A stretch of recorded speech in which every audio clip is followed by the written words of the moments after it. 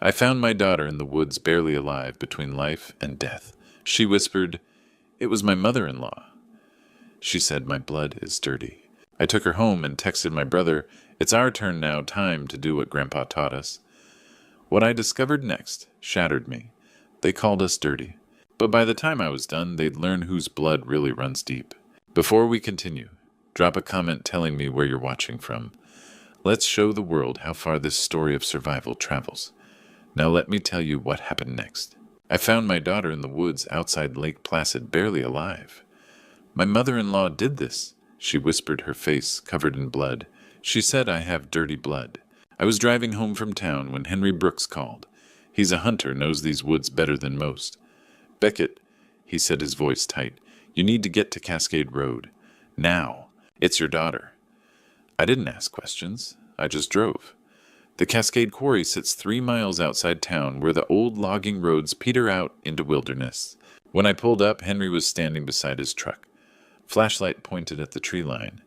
The look on his face told me everything I needed to know. Lauren was curled against a maple tree, one hand pressed to her ribs, the other cradling her stomach. Her face was a mess of purple bruises. Her lip was split open. There was blood matted in her hair, dried brown against her temple. I dropped to my knees beside her. My hands moved on instinct, the old paramedic, training kicking in after all these years. Check airways, check breathing, look for active bleeding. "Dad," she breathed, and the sound nearly broke me. "I'm here, baby, I'm here." She grabbed my wrist, her grip surprisingly strong for someone who looked half dead. "Eleanor did this. She found out about the money, the foundation money. She tried to—" Lauren's voice cracked. "She said my blood is dirty, that I'm polluting the Whitmore family." Eleanor Whitmore, my daughter's mother-in-law, CEO of the Hope Foundation, on the board of 3 hospitals, friends with half the judges in upstate New York, the kind of woman who could make problems disappear, and now she'd tried to make my daughter disappear. "Can you walk?" I asked, keeping my voice steady. Lauren nodded. I helped her to her feet, one arm around her waist. That's when I saw it clearly. The unmistakable curve of her belly under her torn jacket. My daughter was pregnant. "How far along?" I asked quietly. 10 weeks. 10 weeks. Eleanor had beaten a pregnant woman, her own daughter-in-law. My hands started shaking. I clenched them into fists. I looked at Henry. "Did you call anyone else?" "Just you." "Good." I pulled my truck around, helped Lauren into the passenger seat as gently as I could. Henry handed me a wool blanket, without a word. He understood. Some things in these mountains don't need explaining. I was backing out when I saw headlights coming up the access road. Fast. Too fast for these curves. Then I heard it. The high wail of a siren cutting through the night air. An ambulance already. "Dad," Lauren whispered, and I heard the raw panic in her voice. "Don't let them take me. Eleanor controls the hospital board. If they get me to Albany Med, she'll finish what she started. Please." I looked at that ambulance lights flashing red and white through the trees. Thought about the right thing to do. The legal thing. Get her to a hospital. Let the professionals handle it. Then I thought about 5 years ago. Sharon's hospital bed. Cancer eating her alive. Those final terrible weeks. She'd made me promise one thing with her last breaths. Protect our daughter, no matter what. No matter the cost. I looked at the ambulance getting closer. Then I looked at Lauren, beaten and pregnant and terrified. I made my choice. I drove. I didn't turn my headlights on until we were 5 miles out. Lauren drifted in and out of consciousness beside me. The back roads between Cascade and Lake Placid are narrow, winding through dense pine forest. I knew them by heart. Had to. I drove by moonlight and memory. One hand on the wheel, the other checking Lauren's pulse every few minutes. She stirred around the 3rd mile. "Dad," she mumbled. She drove me out there. Said we needed to talk. About the foundation. About the baby. "Don't talk," I said. "Save your strength." But she couldn't stop. The words came in fragments, broken and raw. The documents. I found them. 12 million. She's been stealing from the Hope Foundation for years. When I told her, I knew she... Lauren's breath hitched. She said I was a mistake. That Philip never should have married someone with my blood. My blood. Josephine's blood. My grandmother was black, proud, and unbreakable. She'd face down worse than Eleanor Whitmore. She'd looked discrimination in the eye and never flinched. When I was 10, she told me something I never forgot. Our blood isn't dirty, Beckett. It's the blood of survivors. I wanted to tell Lauren that, but the words stuck in my throat. We were almost home when I spotted it.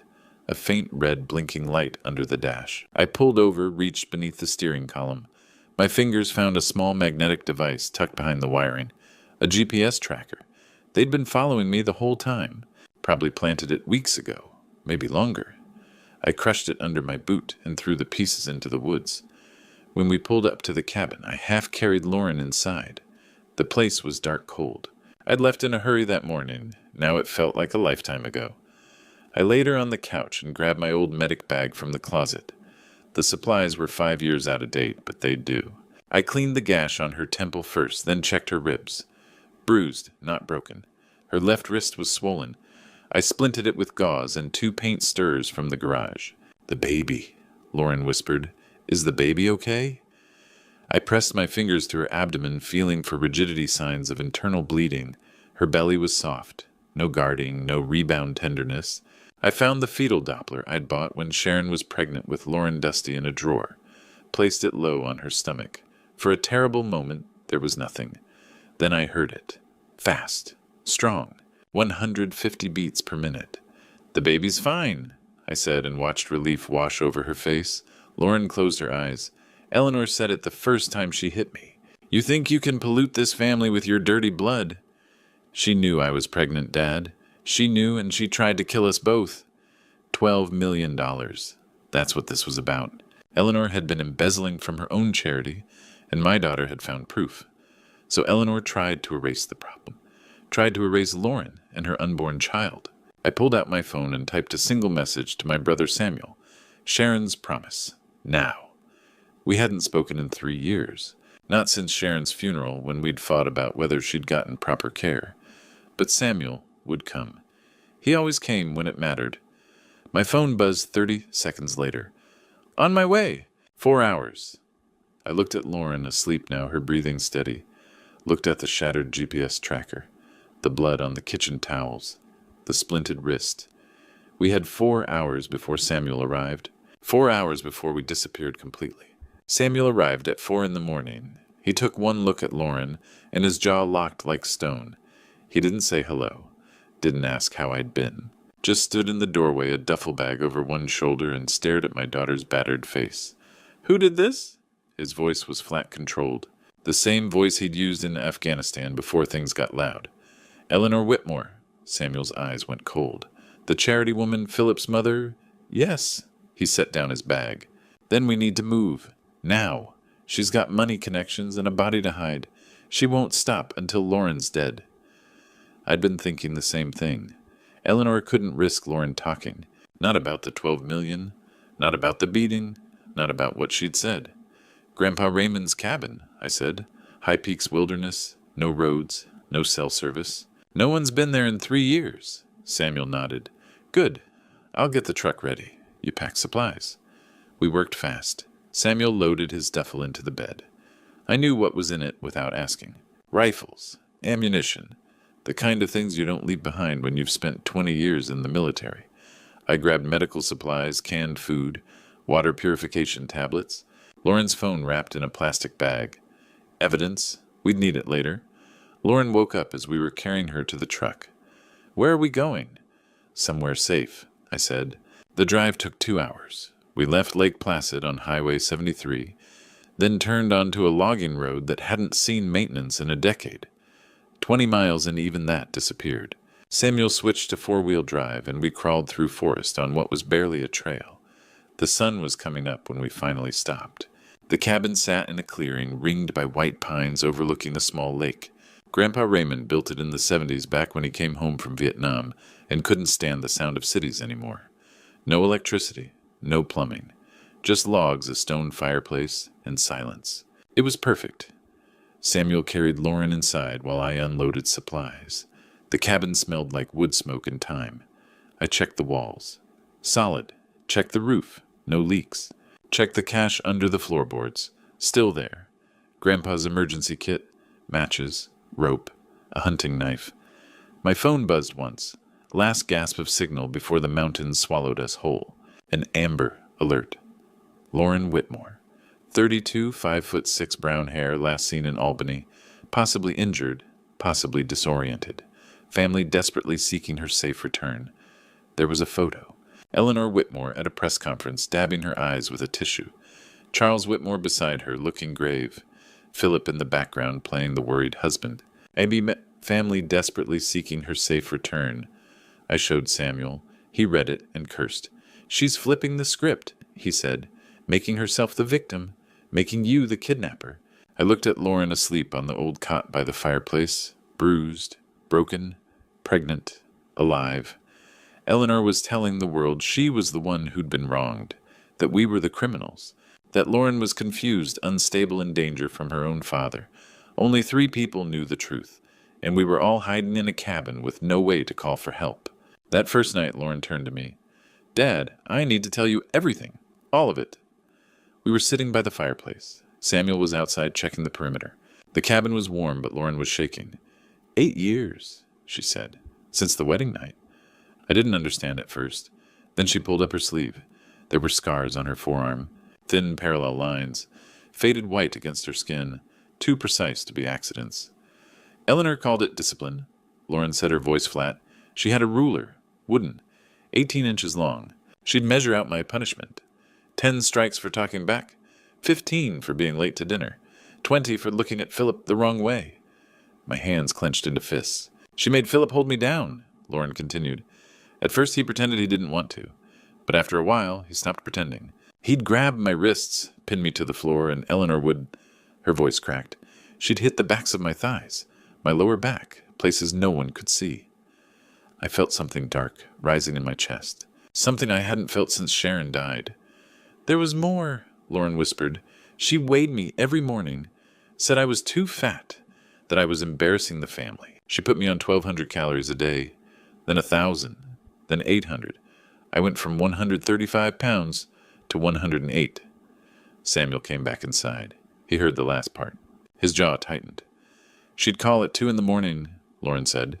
3. Tell me the guest bathroom needed cleaning, that the silver needed polishing. I'd go 20, 30 hours without sleep. And if I complained, Philip would... She stopped. Would what? I asked. Lauren looked at the fire. He'd turn off the heat. In January, he'd take my blankets and lock them in the basement. Eleanor said I needed to learn gratitude, that girls with my kind of blood should be thankful for a roof over their heads. My kind of blood. Josephine's blood. My blood. I wanted to drive back to Albany and put my hands around Eleanor Whitmore's throat. But Lauren wasn't done. 2 years ago, she said, I got pregnant. The first time. I was 12 weeks along. Happy. Terrified. I didn't tell Eleanor right away, but she found out. She was furious. Lauren's hands were trembling now. Samuel sat down across from us, listening. Philip started bringing me warm milk every night. He said it was good for the baby, special vitamins, organic honey. It tasted bitter, but he told me that was normal. That all prenatal supplements tasted like that. I already knew where this was going. The cold in my chest spread. I drank it for 3 weeks, Lauren said. Every night. Then one morning I woke up with cramps. Bad ones. There was blood. So much blood. By the time Philip drove me to the hospital, the baby was gone. Tears were streaming down her face now. Eleanor came to the hospital. She stood at the foot of my bed and said, Your black blood makes you weak. You're not strong enough to carry a Whitmore child. And I believed her dad. For 2 years I believed her. I thought it was my fault. Samuel leaned forward. What changed? Lauren pulled a crumpled piece of paper from her pocket. A pharmacy receipt. Dated 2 years ago. Mifepristone. Misoprostol. Philip's name on the prescription. Abortion drugs. I found this last month, Lauren said, hidden in Philip's desk. I didn't understand at first. Then I looked up the dates. 3 weeks of prescriptions. All filled the week before I miscarried. Samuel's face went hard. He'd poisoned you. Eleanor planned it, Lauren said. Philip executed it. They murdered my baby because they didn't want mixed-race blood in the family tree. And when I got pregnant again this time, they decided to finish the job. That's why Eleanor drove me into the woods. Not just because of the $12 million, because I was carrying another polluted child. The fire crackled. Nobody spoke for a long moment. Samuel finally broke the silence. This isn't assault. This isn't embezzlement. This is premeditated murder. Multiple counts. I looked at Lauren, scarred, starved, beaten, drugged. She'd survived 8 years in that house, 8 years of systematic torture, and she was still here, still fighting. Then we get proof, I said, and we burn them to the ground. Dr. Martin Cooper arrived the next morning, hiking 2 miles through forest to reach us. He didn't ask a single question. Martin was Samuel's age, maybe 60, former Army medic. They'd served together in Kandahar. He set down his pack, looked at Lauren and got to work. He examined her wrist first. Fracture, he said. Clean break. You did good with the splint. He rewrapped it properly, then moved to her ribs, pressed gently along her side. Lauren winced. Bruise not broken. You're lucky. Lucky. I didn't feel lucky. Martin checked her pupils with a penlight. Mild concussion. No signs of brain bleed, but watch for vomiting confusion seizures. Then he pulled out a fetal Doppler, listened, nodded. Baby's heartbeat is strong. 152. Perfect range for 10 weeks. He spent the next hour documenting everything. Photographed the bruises on Lauren's face, arms, thighs, the scars on her forearms, the hollowness in her cheeks from months of starvation. Each click of the camera felt like building a case. This is systematic abuse, Martin said quietly. Years of it. Whoever did this knew exactly what they were doing.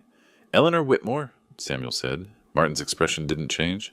He just packed his camera, left Lauren 3 bottles of prenatal vitamins and pain medications safe for pregnancy, and walked back into the woods. No questions, no judgment, just help. That's when Samuel's people went to work. I didn't ask who they were, didn't want to know. But Samuel had made calls, and by day 2, someone was inside the Whitmore Foundation servers. Day 3.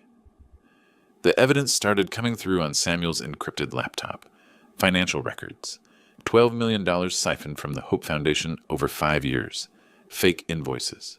Phantom contractors, all of it flowing into offshore accounts in the Cayman Islands. Eleanor's name on every transfer, then the personal accounts. $4.8 million in Eleanor's private offshore account. Another $800,000 in a joint account with a man named Paul Nichols. Hotel receipts, restaurant bills, jewelry purchases. Eleanor Whitmore was embezzling millions and having an affair. Samuel leaned back, reading the files.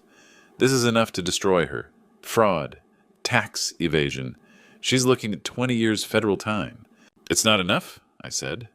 Samuel looked at me. What do you mean? We need someone on the inside. Someone with power. Someone who can make sure Eleanor doesn't wriggle out of this. Charles Whitmore, Samuel frowned. Her husband, he'll protect her. Maybe Smiley said. Or maybe he'll protect his company, his reputation, his legacy. A man like Charles doesn't get to the top by being loyal. He gets there by being smart. Lauren stirred on the cot. My father-in-law is ruthless, but he values honor. If you show him proof that Eleanor's been stealing from his foundation and cheating on him, he'll choose the business over her. You sure? Samuel asked. Lauren met his eyes. Charles Whitmore built that empire. Eleanor's just the face of the charity. If she's a liability, he'll cut her loose. Day 4, we composed the email. Subject line, regarding Eleanor Whitmore. Attached financial records offshore accounts affair, evidence photos of Lauren's injuries, the pharmacy receipt showing Philip's abortion drug prescriptions. One sentence in the body. Century House, Albany, 6 p.m. tonight. Come alone. We sent it from an encrypted account at noon. Charles replied 2 hours later. I'll be there. CW. We prepped like a military operation. Samuel loaded 2 rifles, a Glock, extra magazines. I carried my grandfather's hunting knife. We set up a backup team, 2 of Samuel's contacts positioned outside the restaurant, with radios and clear sight lines. If this meeting went wrong, Lauren would lose both of us. But if it went right, we'd have the most powerful man in upstate New York on our side. Charles Whitmore sat alone at a corner table, a glass of scotch untouched in front of him. Silver hair, expensive suit. A man who'd built an empire from nothing. It was 6 p.m. at Century House. The dining room was half empty, quiet enough for secrets. Samuel sat to my left, his hand resting near his jacket. I knew what was under there. Charles didn't stand when we approached, just gestured to the chairs across from him. 5 minutes, he said. Convince me this isn't blackmail. I slid my phone across the table. The screen showed a photo of Lauren, her face swollen, her lips split, blood in her hair. Charles stared at it. Something flickered across his face. His jaw tightened. Your daughter-in-law, I said, 3 days ago. Who? Your wife. Samuel placed the tablet on the table, pulled up the first file.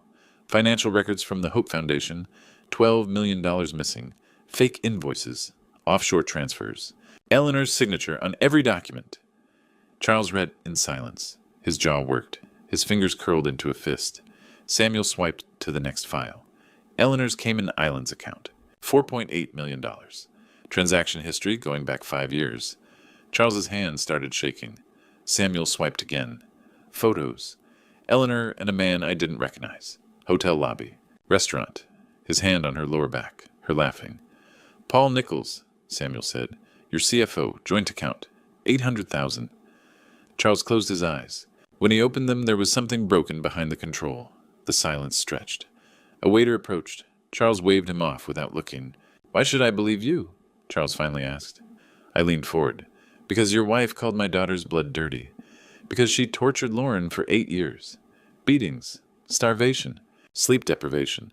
And when Lauren got pregnant 2 years ago, Eleanor had Philip poison her with abortion drugs. They murdered their own child because they didn't want mixed-race blood in your family. I slid the pharmacy receipt across the table. Philip's name. Mifepristone. Misoprostol. 3 weeks of prescriptions. Charles picked it up, read it, sat it down like it burned his fingers. 30 seconds of silence. What do you want? His voice was flat now. Empty. Safety, I said. For Lauren. For her baby. Eleanor needs to disappear. Permanently. Samuel added, or we go public. Every donor, every news station, every federal agency. The Hope Foundation collapses. Your company takes the hit. Your name gets dragged through every headline in the country. Charles looked at me. Or you handle it internally, I said. Eleanor gets exiled. Quietly. You spin it however you want. Divorce, health reasons. She vanishes and you look like the man who cleaned house, protected the foundation, did the right thing. Charles picked up his scotch, took a long drink, set the glass down. 48 hours, he said. I need to verify some of this. You've got 24, Samuel said. Charles's eyes narrowed. Then he nodded. 24. He stood, buttoned his jacket. If what you're showing me is real, there will be consequences for everyone involved. Good, I said. Charles left without shaking hands. We waited 10 minutes, then walked out separately. Samuel's backup team confirmed no one followed us. We drove back roads to the cabin, checking mirrors the whole way. My phone rang at 11 that night. Unknown number. You were right, Charles's voice. Tired. Defeated. I verified everything. The accounts. The affair. The pharmacy records. But there's more I found in Eleanor's files. Financial records tied directly to Philip. What kind of records? Property transfers. Large payments. Dated right after Lauren's first miscarriage. I need you to see this in person. My stomach dropped. How much? $2.3 million. Paid to Philip 1 week after your grandchild died. The line went silent except for my breathing. Tomorrow, Charles said. 10 a.m., my office. I'll have everything. He hung up. I sat in the dark cabin phone in my hand. Philip hadn't just helped Eleanor poison Lauren. He'd been paid for it. Paid to murder his own child. Charles's office was empty except for us. He pushed a thick file folder across the desk, his face ashen gray. I didn't sleep last night, he said, after I found these. I opened the folder. The first document was a real estate deed. Riverside property. Prime location. Philip Whitmore, owner. Purchase price $2.3 million. Date 1 week after Lauren's miscarriage. Keep reading, Charles said, his voice hollow. Next page. Eleanor's personal ledger. Handwritten. Her elegant script. Payment for services rendered, first problem eliminated. My hands went cold. Pharmacy invoices. Mifepristone, misoprostol, purchased 3 weeks before the miscarriage. Philip's signature on every pickup receipt. Bank statements. Charles's account. Wire transfer to Philip $2.3 million. Memo line, real estate investment, Riverside. Samuel leaned over my shoulder reading. He cursed under his breath. Your son, I said slowly, murdered his own child for $2.3 million. Charles looked at me. His eyes were dead. My son is a killer, and I gave him the money. Eleanor told me it was a real estate investment. Startup capital. I signed the check without asking questions. He walked to the window overlooking Albany. I funded the murder of my own grandchild. The silence was suffocating. I had a younger brother, Charles said quietly. Thomas. 1985, he married a black woman. Beautiful. Kind. Smart. We disowned him. My father. My mother. Me. We told him he'd polluted the bloodline. That his children would be mongrels. Charles's voice cracked. Thomas died 3 years later. Car accident. I never called. Never apologized. I was too proud. Too much of a coward. He turned back to face us. I've regretted it every single day for 40 years. Why are you telling us this? Samuel asked. Because your granddaughter is my second chance, Charles said, looking at me. To not be that coward again. To choose what's right instead of what's easy. What are you going to do? I asked. I'm going to handle Eleanor, Charles said, and Philip. You keep Lauren safe. We drove back to the cabin fast, pushing the truck harder than we should have on those mountain roads. Lauren was awake when we arrived, sitting by the fire. I handed her the folder. She read in silence. Her face went white. Then the tears came. He made me the milk every night, she whispered. He said it was for our baby, special vitamins. He told me he loved me, and the whole time he was killing our child for money. Her hands moved to her stomach, protective. This baby is only alive because I found out early, because I ran. My phone rang. 1 bar of signal. Charles calling before we lost connection. It's done, he said. Eleanor's on a flight to Argentina tonight. No extradition treaty. She's never coming back. What about Philip? Divorce papers filed this morning. Lauren gets full custody, full protection. I've frozen all of Eleanor's assets except $50,000. Everything else goes back to the foundation. Charles paused. Philip is disinherited. Completely. The Riverside property. The blood money, I'm transferring it into a trust for your granddaughter. Rosa Lauren said she wants to name her. After Josephine. Something broke in his voice. I'm not a good man, Beckett. I've made terrible choices, but maybe I can be a good grandfather. If Lauren will let me. I looked at Lauren. She was listening, one hand on her belly. She nodded slowly. We'll see, I said. Charles hung up. Eleanor was gone. Philip was ruined. The blood money would become Rosa's future. Justice had been served, but the real victory would come when my granddaughter was born alive, safe, and free. 4 months passed before I stopped checking the locks every night. October to February. Winter in the Adirondacks. Snow 3 feet deep around the new house Charles bought for Lauren on Saranac Lake. White clapboard. Big windows. Safe. Beautiful. Home. Lauren was healing. The bruises faded. Her wrist came out of the cast in December. The nightmares came less often. She started therapy with a woman who specialized in domestic abuse survivors. Twice a week. Slowly, she began sleeping through the night, and the baby kept growing. 26 weeks by February. Healthy. Active. A girl. I want to name her Rosa, Lauren said one afternoon, after Grandma Josephine. Josephine Rosa Hale. My eyes stung. She would have been proud. Samuel bought a house 2 miles down the road. Said he was retiring, but I knew the truth. He was staying close, standing guard. February became March. March became April. April became May. On a bright morning in mid-May, Lauren came downstairs, gripping the railing. Dad, she said, it's time. Dr. Cooper arrived within the hour. Samuel, 15 minutes later. We'd planned for a home birth, safer, no hospitals, no records, no risk. Labor took 6 hours. I held Lauren's hand through every contraction, reminded her to breathe, told her she was strong. At 7:43 p.m., Rosa Josephine Hale was born. It's a girl, Dr. Cooper said. Healthy. Strong? Rosa cried, loud, angry, alive. Dr. Cooper placed her on Lauren's chest. Hi, Rosa, Lauren whispered, tears streaming. You're safe now. I held my granddaughter 10 minutes later. 7 pounds, 2 ounces. Dark hair, brown eyes. Beautiful. She has Josephine's eyes, I said, and my voice broke. I hadn't cried since Sharon died, not at the funeral, not during the rescue, not through any of it. But holding Rosa, I couldn't stop. Samuel came in, this hard soldier who'd seen 3 wars, and he cried too. Charles arrived the next morning, hesitant, holding flowers and a stuffed bear. Lauren looked at him. Come meet your granddaughter. Charles held Rosa with shaking hands, looked down at her tiny face. She's beautiful, he whispered. All I see is hope. That night I stood by the window holding Rosa while Lauren slept. The lake was calm. Stars were out. They said your blood was dirty, I whispered to Rosa. But that blood survived everything they tried to do to it. That blood won, and it's running through you right now. Rosa yawned, her tiny fist curling around my finger. She was safe. She was loved. She was free. 3 months after Rosa was born, I took her to Sharon's grave for the first time. August, Lake Placid Cemetery. The kind of day Sharon always loved. Blue sky, warm sun, wildflowers growing along the fence line. I carried Rosa across the grass, her 3-month-old weight solid in my arms. She was awake, curious, her brown eyes taking in everything. Sharon's headstone was simple. Gray granite. Sharon Hale, beloved wife and mother.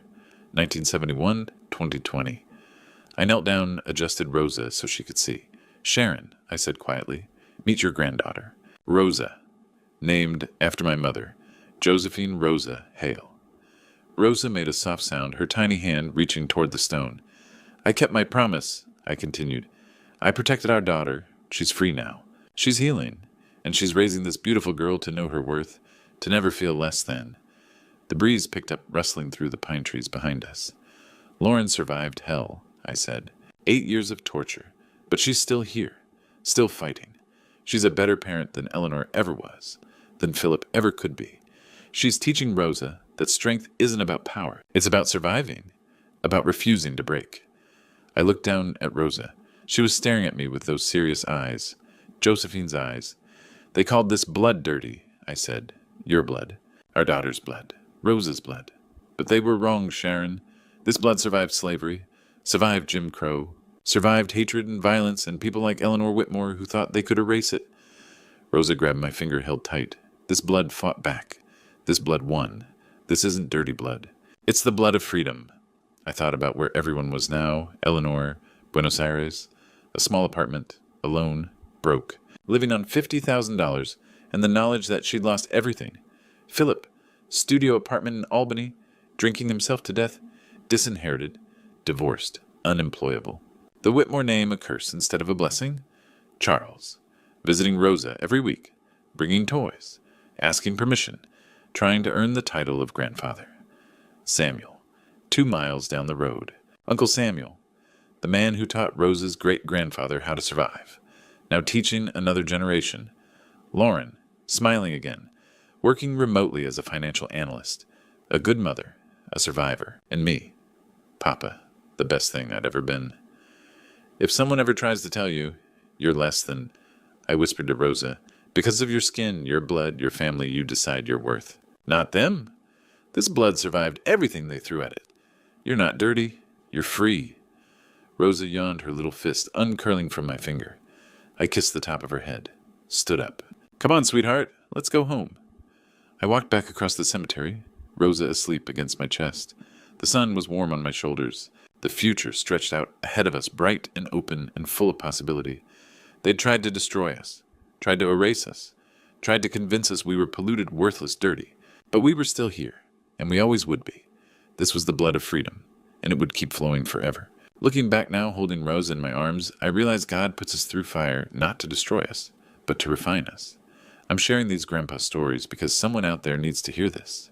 Don't be like I was silent when your family needs you. Don't wait until crisis hits to fight for the people you love.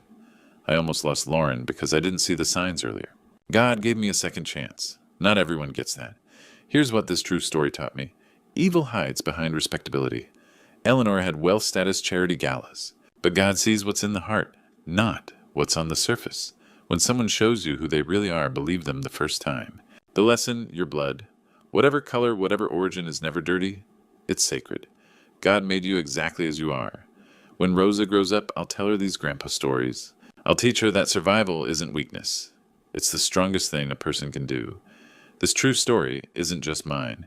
It belongs to every person who's been told they're less than, to every survivor who fought back, to every grandparent protecting the next generation. And if you're living through your own hell right now, God hasn't forgotten you. Fight. Run if you have to. Protect what's precious. Don't stay silent like I did for too long. This is my true story. These are my grandpa stories. And by God's grace, Rosa will grow up knowing she was always worthy. Always loved, always free. If this story touched your heart, please share it. Comment below with where you're from. Let's see how far these grandpa stories can travel. Subscribe to this channel for more real, raw stories about family survival and faith. Your story matters too.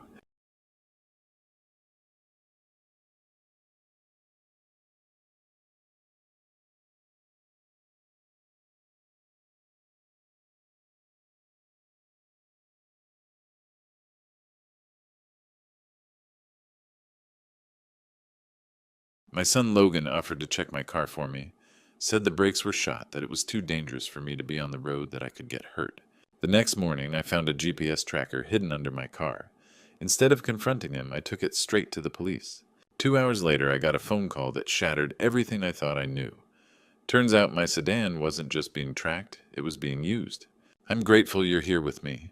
Before we go further, drop a comment below. Where are you listening from, right now? What time is it where you are? Your presence means everything. Let me back up to where this really started that Sunday afternoon in late February, when Logan and his wife, Juliana, came over for lunch. I'd spent the morning cooking meatloaf, mashed potatoes, green beans. The kind of meal Logan used to demolish when he was a kid. Now he just picked at his plate, while Juliana sat across from me in her immaculate cream blazer, looking like she'd rather be anywhere else. William, she began, not even waiting for dessert. She never called me Dad. Logan and I have been looking at some wonderful assisted living communities outside the city. They have gardens, 24-hour care activities. I don't need 24-hour care. I cut in, keeping my voice level. I'm doing just fine. But this house, she pressed her gaze, sweeping the dining room like she was cataloging everything that needed replacing. All these stairs, the drafts. At your age, living alone is just irresponsible, I offered. She had the decency to look away. Logan cleared his throat. Dad, we're just worried about you, especially with the car. He set down his fork, finally meeting my eyes. You've been getting careless. I noticed a scratch on the bumper last week, and when you pulled up today, I heard something off with the engine. I've been driving for 40 years, taught driver's ed as a side job back in the 80s. I knew every sound that sedan made, felt every vibration through the steering wheel like a heartbeat. The engine's fine, Logan. Please just let me take a look, for my peace of mind. Something in his tone made me nod. Not concerned, I'd heard that before. This was different. Urgent. Almost anxious. After lunch, Logan went out to the garage. I watched through the kitchen window as he rolled up the sleeves of his expensive shirt and crawled under the car. He stayed down there for 30 minutes. Too long for a simple brake check. Juliana stood on the porch scrolling through her phone, not even glancing at her husband. When Logan finally emerged, his face was grim. Dad, the brake lines are critically worn. It's dangerous. I can't let you drive this until I get it checked out properly. His hands were shaking as he wiped them with a rag. Promise me you won't take it out. I looked at those trembling hands, at the grease stains, at the way he wouldn't quite meet my eyes. All right, I said slowly. I'll wait. They left soon, after Juliana's perfume lingering in the house, long after their car disappeared down the street. I stood in my living room, listening to the silence, feeling something coil tight in my chest. I'm a scientist. Was a science teacher for 30 years. I taught kids about observation, about questioning, about the scientific method. And right then, everything in me was screaming that something didn't add up. Logan's urgency, Juliana's cold assessment of my house, those shaking hands. The brakes on my car were fine. I'd just had them serviced 2 months ago. So why was my son lying to me? Sleep didn't come that night. I lay in bed, staring at the ceiling, listening to the old house settle around me. Every creak sounded louder than usual. Around midnight, I gave up, threw on my robe, and grabbed the flashlight from the kitchen drawer. If Logan was lying about the brakes, I needed to know why. The garage was cold, the kind of damp February cold that seeps into your bones. I got down on the concrete floor, my knees protesting, and aimed the flashlight under the chassis. The brake lines ran clean and dry. No cracks, no leaks, no worn spots. I traced them with my fingers, checking every connection point. They looked exactly like they had 2 months ago when Carl at the garage had inspected them. Logan had lied. I was about to slide back out when the flashlight beam caught something that didn't belong. Deep in the rear undercarriage, tucked inside the bumper, a small black box, no bigger than a matchbox. A tiny green diode blinked slowly on its side. A GPS tracker. I pulled it free. The magnets released with a soft click. The thing sat in my palm surprisingly heavy, that green light pulsing like a mechanical heartbeat. Professional grade by the look of it. My son was tracking me. I sat there on that garage floor, knees aching, and felt something shift inside my chest. Not anger, not yet. Something colder, more calculated. Part of me wanted to call Logan right then, demand an explanation. But 30 years of teaching teenagers had taught me something. Confront someone mid-lie, and they double down. They get better at lying. No, I needed the truth first, not his version of it. I stood up, brushed off my robe, and took the tracker inside. Found an envelope in my desk and sealed it. Then I sat at the kitchen table until dawn broke gray over Richmond, turning that envelope over in my hands. By 8 in the morning, I'd made my decision. I didn't take the car Logan had forbidden it, after all. I walked the 6 blocks to the Richmond Police Department, Precinct 3, the envelope in my coat pocket. The desk sergeant looked up when I entered. Young guy, maybe early 40s, with kind eyes that reminded me of former students. "Help you, sir. I need to speak with someone about something I found." I placed the envelope on the counter. "It's probably nothing, but I'd like it checked out." "Your name?" "William Crawford." He opened the envelope. His expression shifted from casual interest to something sharper. "Mr. Crawford, where did you find this?" "Under my car, last night." "And you don't know who put it there?" I met his eyes. "I have suspicions, but I'd rather have facts." He studied me for a long moment, then nodded. "I'm Sergeant Samuel Wright. Let me run the serial number on this. Might take a few hours. Can I reach you at—" "Home phone." I wrote it down on the pad he slid across the counter. "I'll call you as soon as I know something, Mr. Crawford." I walked back home slowly, the morning sun warming the February chill. The envelope in my pocket felt lighter now, but my chest felt heavier. I'd just handed evidence about my own son to the police. 2 hours. Samuel had said it would take 2 hours. I made coffee, sat in my kitchen, stared at the phone, and waited. The phone rang at just after 10 o'clock. I'd been sitting there so long my coffee had gone cold. The sound cut through the kitchen like a knife. I picked up on the second ring. "Mr. Crawford, this is Sergeant Wright." His voice had changed. Gone was the casual warmth from this morning. This was official, almost careful. "Sergeant, what did you find—" A pause. I heard papers rustling. "The device you brought in, it's not registered to any private citizen. It's a cloned professional tracking unit. The kind used by private investigators or—" He stopped. "Mr. Crawford, I need to ask you something. Where do you keep your car at night?" "In my garage, always." "And you're certain it stays there?" My hand tightened on the receiver. "I'm asleep at night, Sergeant. But yes, the garage door's always closed when I wake up." More rustling, a longer pause. "Mr. Crawford, we ran the movement history on that tracker.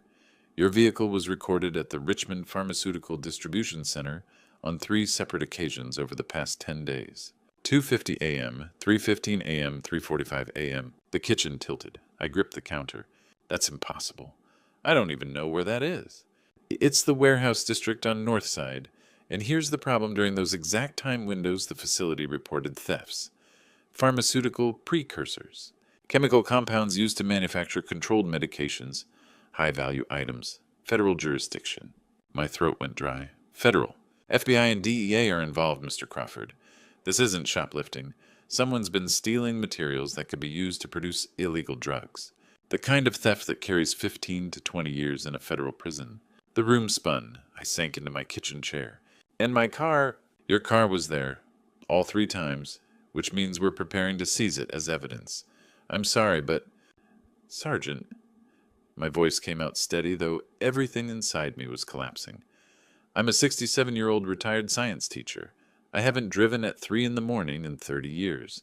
I'm in bed by 10. I believe you, Mr. Crawford, but the evidence—" "My son works there." The words fell out of me like stones.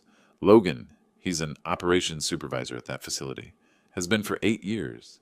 The silence on the line stretched so long, I thought we'd been disconnected.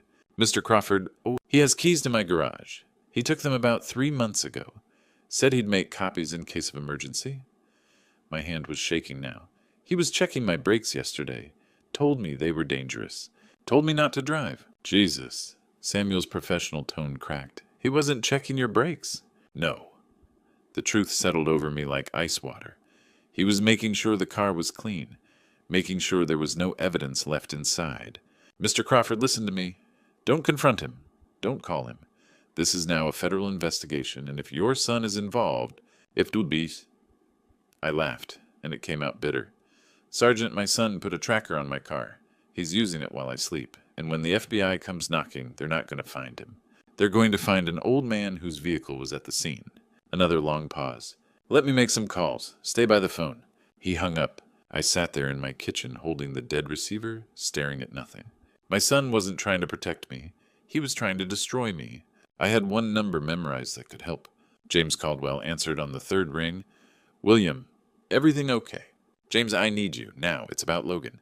20 minutes later, my old friend stood in my living room. He'd put on weight since retiring from the force 5 years ago, but his eyes were still sharp, cop eyes. I told him everything: the tracker, Samuel's call, the pharmaceutical warehouse, Logan's access. James sat down heavily on my couch. Christ, William, pharmaceutical precursors. That's not just theft. DEA treats those compounds like they're making bombs. One wrong sale and you've got fentanyl flooding the streets. He rubbed his face. Your boy's looking at hard federal time if they catch him. They're going to catch me instead. I handed him the paper where I'd written the timeline. Look at the dates. Every theft happened while I was asleep.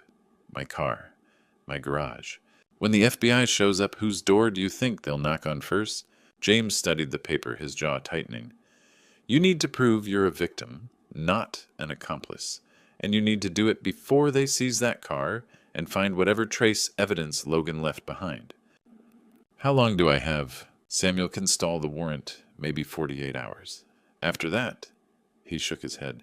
Federal prosecutors don't play games, William. You'll be arrested before you can say lawyer. My chest tightened. So what do I do? James stood up, started pacing. That old investigator energy coming back. We catch him, red-handed, on camera. We make it impossible for anyone to claim you knew what was happening. How? Security camera in your garage, hidden, streaming to a tablet so we have real-time evidence. And he stopped pacing. We need a way to trap him inside if things go sideways. Can't have him running before we get what we need. The garage door has a remote opener. Not good enough. Too slow. We need electronic locks. Something you can trigger instantly. He pulled out his phone. I know a guy, Carl Peterson. He's been doing security installations since he left the police garage. Owes me a favor. Carl arrived at my house by 4 that afternoon. Quiet man, late 50s, with hands that moved like a surgeon's. He barely said 10 words while he worked. First the camera. Tiny lens no bigger than a shirt button mounted between paint cans on my garage shelf. The angle captured the driver's side door and the entire interior through the windshield. Wireless feed, Carl muttered, showing me the tablet. Streams direct. Motion-activated recording. Nobody'll spot this unless they know where to look. Then the locks. He installed electromagnetic bolts on the garage door tracks, invisible from inside, controlled by a small remote he handed to me. Press this button, the door closes and locks. Can't be opened from inside without cutting power to the whole house. He demonstrated, and I heard the heavy thunk of metal engaging. Even then it'll take 10 minutes minimum. James tested it twice, nodded approval. By 6, they were gone. The garage looked exactly as it had this morning, but now every movement inside would be recorded. Every word would be captured. And if I needed to, I could seal that room tighter than a vault. I sat in my kitchen with the tablet watching the empty garage on the screen. The camera's night vision cast everything in shades of gray. 48 hours. That's all James could buy me. I needed Logan to use my car again, and I needed him to incriminate himself while he did it. The trap was set. Now I just needed bait. I made the call that evening, keeping my voice soft, tired. Logan, it's Dad. I've been thinking about what you said. About the car. I let a practiced tremor slip in. You were right. I tried sitting in it today just to feel the brake pedal, and my hands started shaking. I'm getting old, son. Too old to be stubborn. Relief rushed into his voice. Dad, that's really smart. I'm proud of you for admitting that.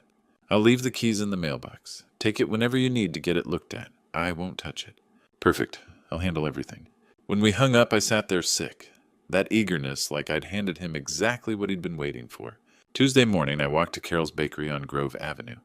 Carol had been selling me sourdough for 15 years. William, the usual, she asked, already reaching for the knife. Yes. And Carol, I lowered my voice like sharing a harmless secret. If you see my car out late at night this week, don't worry. Logan's pulling double shifts at that pharmaceutical warehouse, borrowing it for deliveries. Poor kid's exhausted. Her eyes brightened with neighborhood gossip interest. Bless his heart. You raised him right? By noon, I'd said the same thing to Philip at the pharmacy. By evening, half the block would know Logan Crawford was using his father's car for work. A public alibi. Documented. Untouchable.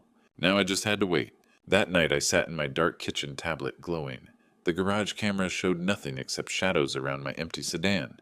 At 2:17 a.m. the motion alert triggered. The garage door opened manually. Logan had the spare remote. 2 figures slipped inside.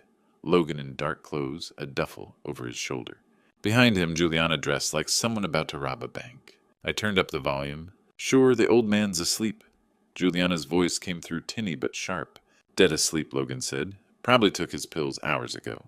He opened the trunk and started loading the duffel. Juliana circled the car. God, this thing reeks. How long do we have to use it? Until we're done. A week, maybe two. She laughed cold and cruel. You really think he suspects anything the old fool handed you the keys? Don't call him that. Why not? That's exactly what he is. A perfect mule, too stupid to question anything. We use his car, his garage, his clean record, and he just thanks you for caring about his safety. This is almost too easy. Logan slammed the trunk. Let's go. We've got a schedule. They drove off. I sat frozen, their words echoing stupid mule too trusting. At 4:40 a.m. they returned. The camera caught Logan wiping the steering wheel clean before they slipped out again. When they were gone, I waited 10 minutes, then went to the garage. The trunk smelled chemical sharp. I opened the spare tire well. Inside were thick bundles of $20 bills rubber banded. A lot of money. But buried beneath the cash was a glossy airline ticket. I lifted it into the flashlight beam. One passenger, one way to Dubai. Departure tomorrow morning. Juliana Monroe, not Logan. I kept searching and found a torn invoice behind the back seat. Biopharm Logistics Consignment 6294. Pharmaceutical precursor compounds.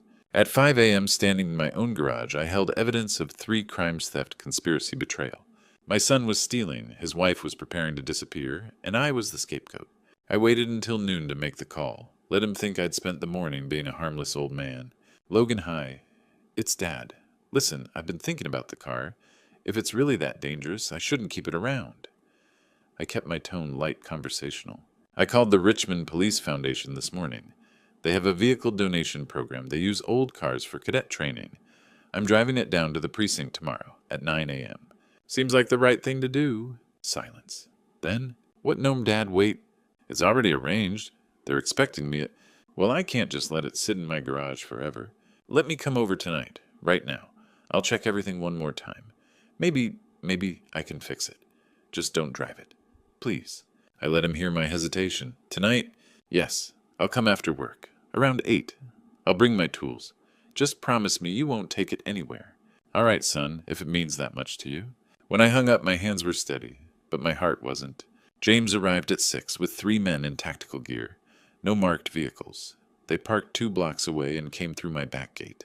You sure about this? James asked, watching his team check their equipment. He'll come. He has to. I showed him the airline ticket, the invoice. His wife's flying out tomorrow morning. If that car makes it to the police, everything falls apart. James's jaw tightened. Then we'll be ready. They positioned themselves in my storage room, the one that connected to the garage through a door most people forgot existed. I could hear them checking radios, adjusting night vision gear. Professional. Silent. James handed me the remote. You remember how this works. Press the button. Door closes and locks. Don't press it until they're both inside. We need them contained. He gripped my shoulder.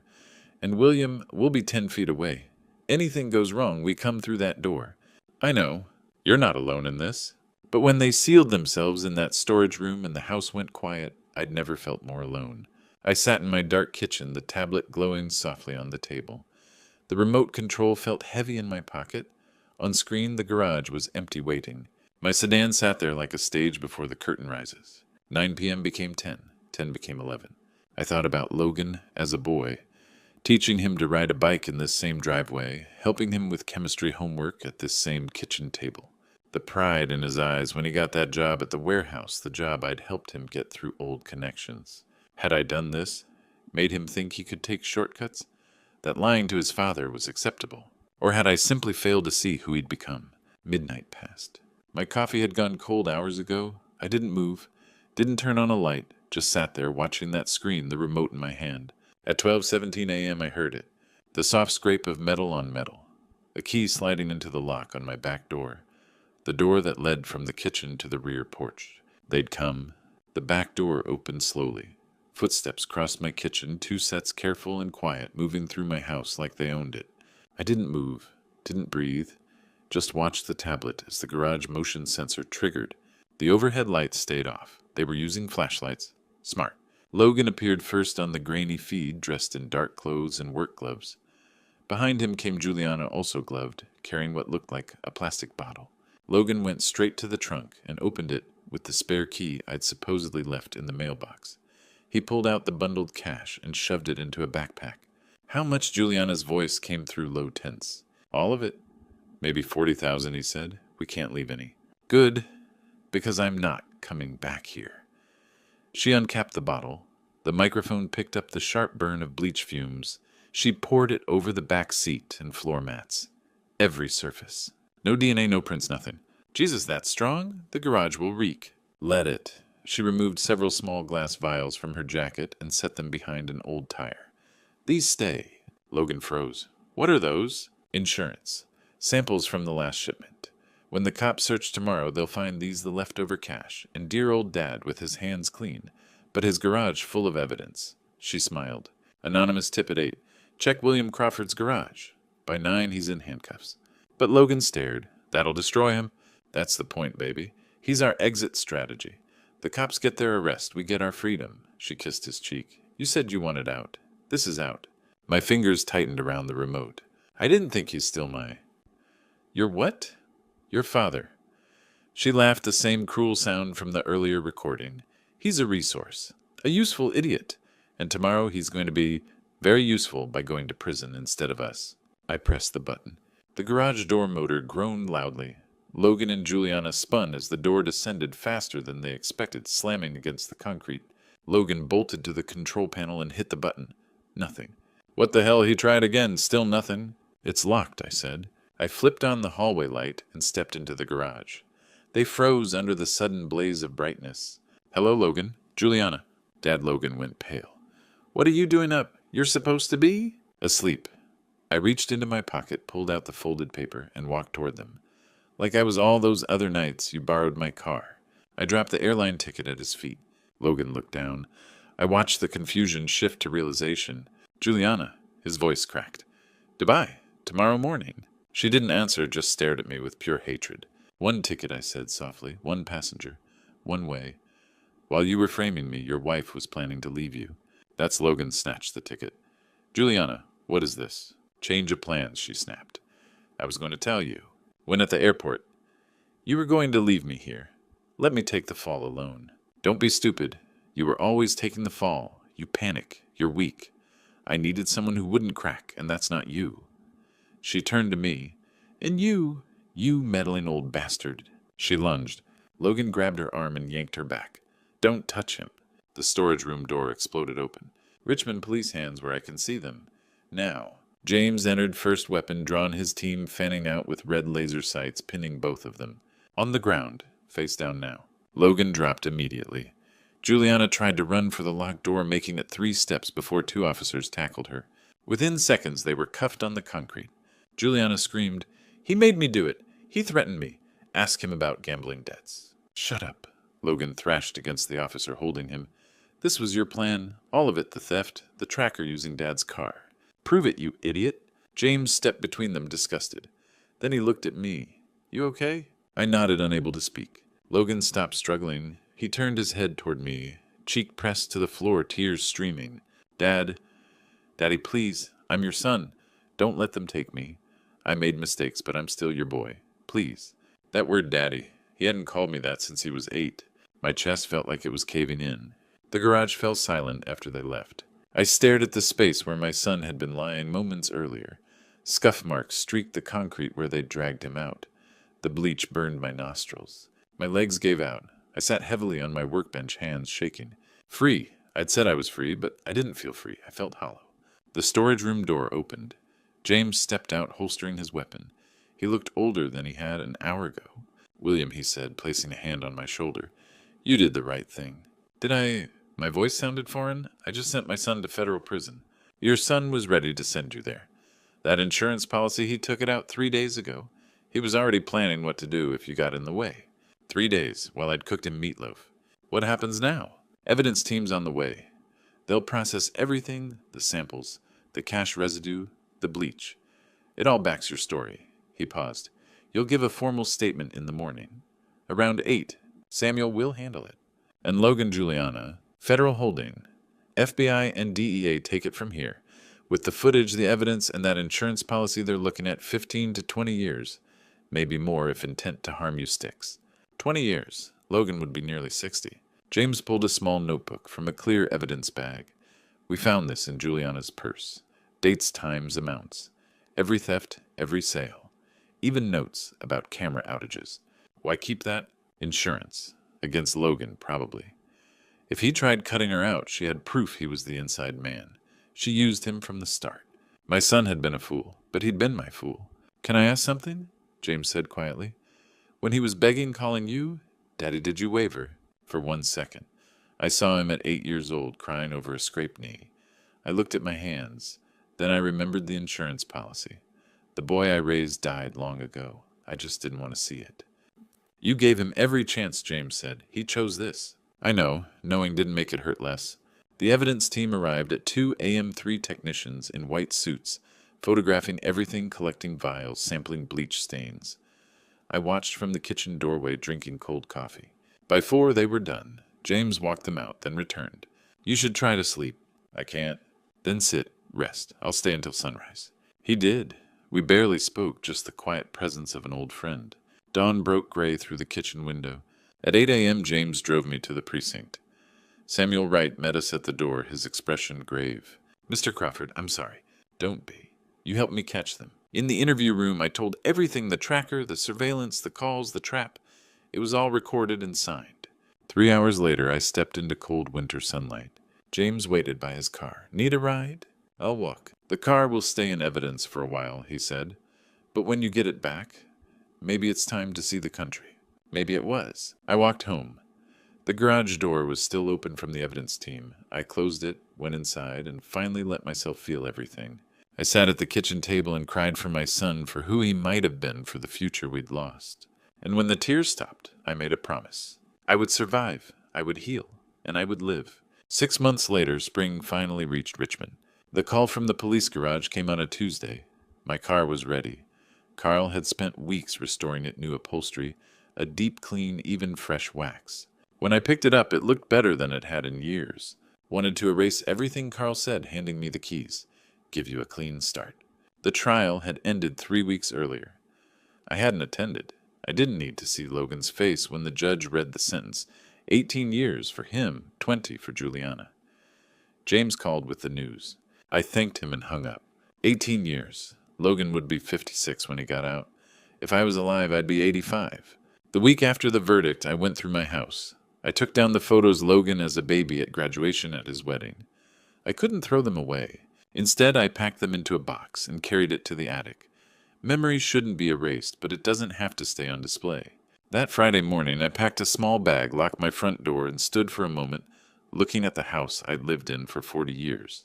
Then I got in my car and drove. I-64 stretched ahead, leading east toward the coast. Warm sunlight filled the windshield. I had no schedule, no one waiting. For the first time in 6 months, that felt like freedom, not loneliness. 2 hours later, I stopped at a rest area. A small diner, the Crossroads Cafe, stood by the highway. I went in for coffee. Inside, a young waitress was struggling. Early 20s, juggling plates, apologizing to impatient customers. Her name tag read Olivia. I sat at the counter. Up close, she looked exhausted, the same look I'd seen 100 times in students working their way through school. Coffee, please. Black. Right away, she said, hands shaking as she poured. I watched her a while. Saw myself 40 years ago, teaching all day, grading all night, raising Logan alone after Lillian died. Saw every kid who had ever tried too hard to get things right. Before leaving, I placed a 50 under my cup and wrote on a napkin, "You're doing fine. One piece of advice from an old teacher, check your mirrors. Dangerous things hide in blind spots." I was halfway to my car when she called after me, "Sir, this is too much." I turned and smiled. "It's exactly right. Keep going. You'll make it." Her eyes filled with tears. "Thank you." I drove on. Virginia Beach was an hour away. 40 years I'd spent teaching chemistry, teaching about reactions, bonds, breaking points. My son had broken ours, but I hadn't broken. The sky turned ocean blue. I rolled down the window, letting the salt air in. For 6 months I'd wondered if I'd made the right choice. If a better father would have found another way, loved better, seen more. But now with the horizon opening before me, I finally understood. Some bonds can't be saved. Some people choose paths that pull them beyond reach. And sometimes the bravest thing you can do is let them go. The ocean appeared a thin blue line touching the sky. I pressed the accelerator and drove toward it. Alone, yes, but alive, and that was enough. If you're listening to this Grandpa Stories, I want you to hear me clearly. Don't be like me. Don't wait until your life is nearly destroyed to see the truth right in front of you. I spent years making excuses for Logan, ignoring the signs, choosing blindness over painful reality. Love shouldn't mean closing your eyes. It should mean opening them wider. This true story taught me something I wish I'd learned sooner: trust but verify. Even with family, especially with family. Check your mirrors not just in your car, but in your life. Watch for the people who move in your blind spots, who use your love as a weapon, who mistake your kindness for weakness. I thank God I survived to tell this story. Not everyone gets that chance. The hardest lesson. Sometimes saving yourself means letting go of the people you love most.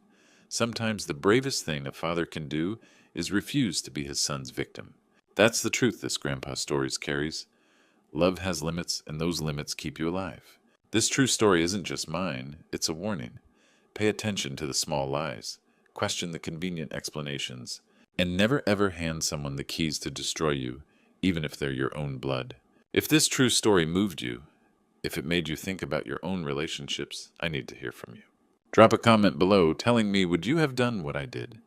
Could you turn in your own child to save yourself? Hit that subscribe button so you never miss these Grandpa Stories that matter. Share this with someone who needs to hear it. And remember, check your mirrors, always.